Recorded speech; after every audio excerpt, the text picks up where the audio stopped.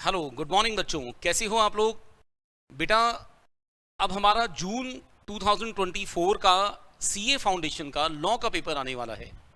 मैं आज के सेशन में आपको बताऊंगा कि जब आप अकाउंट्स का पेपर देकर आएंगे, आप अकाउंट का पेपर देकर अपने घर पे 6 साढ़े 6 बजे पहुंच जाओगे, तो अगले 1.5 दिन की स्ट्रेटजी हमारे पास क्या होनी चाहिए ताकि हम अगले पेपर में, लॉ के पेपर में मैक्सिमम मार्क्स स्कोर कर सकें। हमारी स्ट्रेटजी ऐसी हो कि हम हाईएस्ट पॉसिबल मार्क्स अपने पेपर में स्कोर कर सकें। तो मैं आपको उस 1.5 दिन के लिए बताऊंगा कि किन टॉपिक्स को पहले करना है, क्योंकि देखो सभी टॉपिक इक्वली वेटेज वाले इंपॉर्टेंट नहीं होते, लेकिन स्टिल हमें ध्यान रखना है कि कुछ टॉपिक्स को हमें ज़्यादा फोकस करके करना है ताकि हम ना सिर्फ अच्छा पेपर अटेम्प्ट कर सकें बल्कि कंप्लीट पेपर भी अटेम्प्ट कर सकें। देखो, ये आपके सीए फाउंडेशन का न्यू सिलेबस का फर्स्ट अटेम्प्ट है, तो हम लोग ये मानकर रखते हैं कि हमारे सभी टॉपिक्स इक्वली इंपॉर्टेंट हैं क्योंकि पहली बार इस न्यू सिलेबस का पेपर आएगा। हम ऐसा मानेंगे कि सभी टॉपिक्स पर हमें इक्वल फोकस बनाकर रखना है और किसी भी टॉपिक को इग्नोर करके नहीं जाना है। मैं आपको नेक्स्ट 1.5 दिन की स्ट्रेटजी बताऊंगा कि अकाउंट्स का पेपर देकर आप थर्सडे को अपने घर पहुंचोगे और सैटरडे की दोपहर तक का टाइम आपके पास है जो आप अपने पेपर को अच्छे से प्रिपेयर करोगे। देखिए, हमें क्या करना है कि हमें अपने सीए फाउंडेशन के इस पेपर के लिए, जो कि है सैटरडे के दिन, आप सैटरडे को हम लोग एक रफ मान कर चलते हैं कि आप अप्रॉक्सीमेटली दिन के लगभग 11 या 12 बजे तक आप फ्री हो। उसके बाद आप अपने घर से चल पड़ोगे पेपर देने के लिए, और आपके पास जो टाइम बचेगा वो है थर्सडे से, जब आप थर्सडे इवनिंग 5 बजे पेपर देकर फ्री होंगे और 6-7 बजे अपने घर पहुंचोगे। तो मैं आपके पास इस 1.5 दिन के लिए थर्सडे इवनिंग से सैटरडे मिड डे तक, थर्सडे की शाम से सैटरडे के नून तक का जो हमारे पास टाइम है, इसे हम कैसे यूज़ करें। मैं आपको सबसे पहले उन टॉपिक्स के नाम बताऊंगा जिन्हें आप पहले प्रिपेयर करना। सबसे पहली बात, उससे भी पहले आपको ध्यान रखनी है कि प्रिपरेशन कहाँ से करनी है। देखो, आपने सभी ने जो प्रिपरेशन करनी है, आपने एक तो आईसीएआई के स्टडी मटेरियल को यूज़ करना है, जो आपने इससे पहले पढ़ा भी होगा। आप आईसीएआई के स्टडी मटेरियल को यूज़ करना, और इसके अलावा क्योंकि आप लगभग सभी बच्चों ने कहीं ना कहीं से कोचिंग ली होगी और आप जो हमारे स्टूडेंट हो, आपने हमारे पास क्लास में स्टडीज़ की हैं, तो आपके जो क्लास नोट्स हमने आपको बनवाए होते हैं, जैसे हमने अपनी क्लासेस में आपको सारे टॉपिक्स आईसीएआई के स्टडी को बेस रख के लिखने सिखाए हैं, इन क्लास नोट्स को आप थॉरोली रिवाइज करना। इस वक्त लास्ट एक दिन में हम दोनों चीज़ों की पूरी पूरी रीडिंग नहीं कर सकते, तो मैं आपको सीक्वेंस बताता हूँ कि सबसे पहले क्या पढ़ना, सबसे पहले कैसे पढ़ना, ताकि आप ज़्यादा कोर्स को अच्छे से रिवाइज कर सको। देखो, सबसे पहला काम, जब आप पढ़ने बैठोगे, आप ये देखो कि आपके कंप्लीट पेपर के अंदर अप्रॉक्सीमेटली हम लोग ये मान के रखते हैं कि 20 से 25 नंबर के बीच में इंडियन कॉन्ट्रैक्ट एक्ट आपके हिस्से को कवर करता है। लेकिन इसका मतलब हो गया कि अप्रॉक्सीमेट 75 मार्क्स का हिस्सा जो है वो अदर लॉज में से आता है। 75 मार्क्स का हिस्सा हमारे बाकी सभी लॉज में से आता है, और अगर आप ध्यान से देखोगे तो बाकी सभी लॉज की जो लेंथ है ना, वो इंडियन कॉन्ट्रैक्ट एक्ट के बराबर है। इंडियन कॉन्ट्रैक्ट एक्ट अकेला ही बाकी सबकी लेंथ के बराबर पहुंच जाता है। तो आप क्या करो, आप पहले वो हिस्सा करो जो आपके ज़्यादा पेपर को रिवाइज करने में हेल्प करे। आप सबसे पहले क्या करें, आप रिवीजन शुरू करें। आपने क्या रिवीजन करना है, सबसे पहले आप सेल ऑफ गुड्स एक्ट से रिवीजन शुरू करना, और आपको कोशिश कर दी है कि सेल ऑफ गुड्स एक्ट को आप 2 से 2.5 घंटे 2.5 आवर्स मान लेते हैं, जिसके अंदर आप उसको रिवाइज करें, सारे को रिवाइज करें। सेल ऑफ गुड्स एक्ट की आपके स्टडी मटेरियल में 4 यूनिट हैं, तो आपको ऑन एन एवरेज क्या करना है, 40 से 45 मिनट पर यूनिट पे लगाना है। हर यूनिट के आखिर में इंपॉर्टेंट क्वेश्चंस भी हैं, उनकी एक बार रीडिंग भी कर सकते हो आप, और कॉन्सेप्ट की रिवीजन करना। उसके बाद आप रिवीजन करना इंडियन पार्टनरशिप एक्ट का। जब आप पार्टनरशिप एक्ट को रिवाइज करोगे, खाली 3 ही यूनिट है, हमने माना 2.5 घंटे इंडियन पार्टनरशिप एक्ट में रिवीजन में लगाना। 3 यूनिट है, 45 से 50 मिनट आपको हर यूनिट में लगा सकते हो। इसमें यूनिट नंबर 2, जिसमें पार्टनर्स की रिलेशन, राइट्स एंड ड्यूटीज़ हैं, उस पर आपको 10-15 मिनट ज़्यादा लगेंगे क्योंकि उसमें नंबर ऑफ प्रोविजन ज़्यादा हैं। लेकिन जो यूनिट नंबर 3 है, रजिस्ट्रेशन और रिजोल्यूशन की, उसमें टाइम बचेगा, तो वो टाइम बचाकर यूनिट 2 में लगाना। देन आप इसके बाद इमीडिएटली बाद में आप रिवाइज करो। एक तो रिवाइज करो एलएलपी एक्ट। एलएलपी एक्ट को रिवाइज करने का बेनिफिट ये मिलेगा कि पार्टनरशिप के कुछ प्रोविजन से आपको कंपैरिजन करने में आसानी होगी। एलएलपी एक्ट का रिवीजन जब करोगे, ये किसी भी हालत में आपको 1.5 से 2 घंटे से ऊपर नहीं लगाना। आपने एलएलपी एक्ट को रिवाइज कर दिया 1.5 से 2 घंटे। अब ये काम आप कैसे करोगे, जब आप शाम को थर्सडे इवनिंग में 5 बजे पेपर खत्म करोगे, 6 साढ़े 6 अपने घर पहुंच जाओगे, 1 घंटा रेस्ट कर दो क्योंकि आप सारा दिन के थके हुए पहुंचोगे। 7 o'clock से पढ़ने बैठना, और आप थर्सडे नाइट में, अगर आप रात को 12 बजे भी सोते हो ना, तो थर्सडे नाइट में आप इन सभी दोनों टॉपिक्स को रिवाइज करके सोना।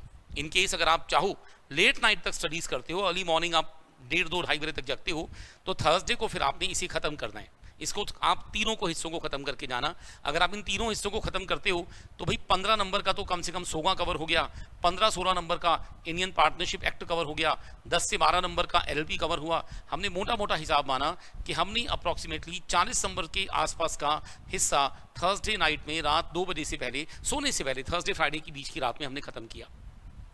उसके बाद जब आप फ्राइडे मॉर्निंग उठेंगे ना, तो सबसे पहले मैं आपको सजेस्ट करूंगा कि आप यहाँ पर कंपनी लॉ को पढ़ें। कंपनी लॉ बहुत इंपॉर्टेंट है, बड़ा क्रूशियल है। कंपनी लॉ में छोटे छोटे 7 टॉपिक हैं। आप पढ़ोगे कॉर्पोरेट वेल, आप पढ़ोगे कॉर्पोरेट वेल की लिफ्टिंग, कंपनी की फॉर्मेशन, टाइप्स ऑफ कंपनी, जिसमें 18-20 तरह की कंपनीज पढ़नी है। छोटा सा टॉपिक एमओए का, बहुत छोटा टॉपिक एओए का, और एक छोटा टॉपिक है शेयर्स का।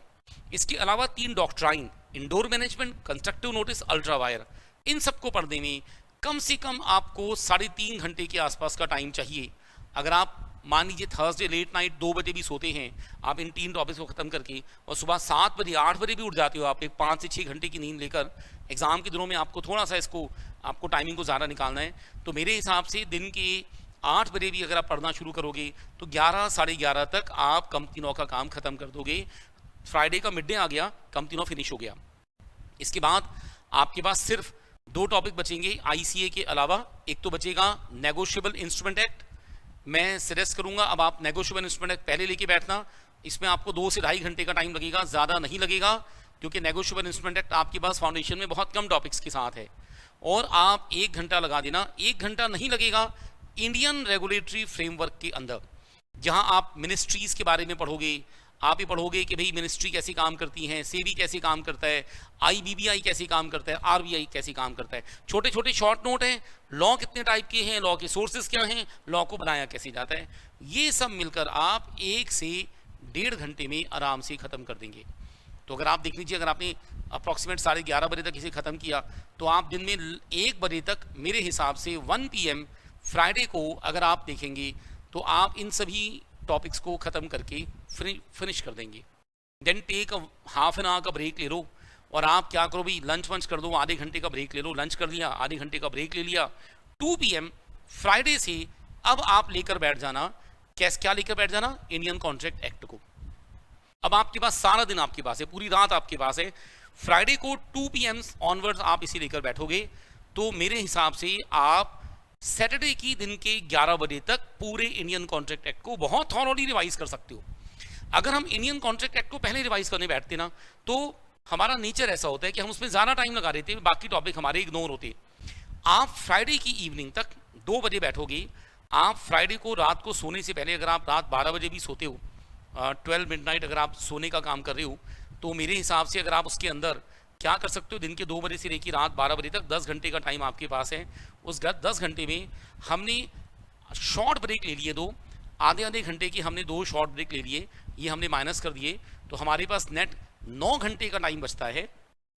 ये है हमारा फ्राइडे नाइट तक का टाइम, जिसके अंदर हम क्या चाहेंगे, हम इंडियन कॉन्ट्रैक्ट एक्ट में टोटल, याद कीजिए, 9 यूनिट्स बनाई गई हैं। ऑफर एक्सेप्टेंस है, कंसिडरेशन है, competent party, free consent, performance की यूनिट है, ब्रीच की यूनिट है, कॉजी कॉन्ट्रैक्ट वगैरह है, देन स्पेशल कॉन्ट्रैक्ट है। अगर आप हर यूनिट को, जैसे ऑफर एक्सेप्टेंस को 1 घंटा लगा दो, कंसिडरेशन को 1 घंटे से कम लगेगा, कॉम्पिटेंट पार्टी, फ्री कंसेंट 1 घंटे से कम लगेगा, है ना। आप ब्रीच, परफॉर्मेंस, इन यूनिट्स को पढ़ना, indemnity, guarantee, bailment, pledge, agency पढ़ना, तो आपने एक थॉरो रीडिंग, एक कंप्लीट रीडिंग आपने इंडियन कॉन्ट्रैक्ट एक्ट की मिडनाइट को सोने से पहले 12 बजे से पहले ख़त्म कर दी है। यानी गो टू बेड, आप सो जाओ आराम से, सुबह 6 बजे उठना, नेक्स्ट डे मॉर्निंग में 6 AM उठना, फ्रेश माइंड से उठना, ये आपका सैटरडे का दिन शुरू हो गया।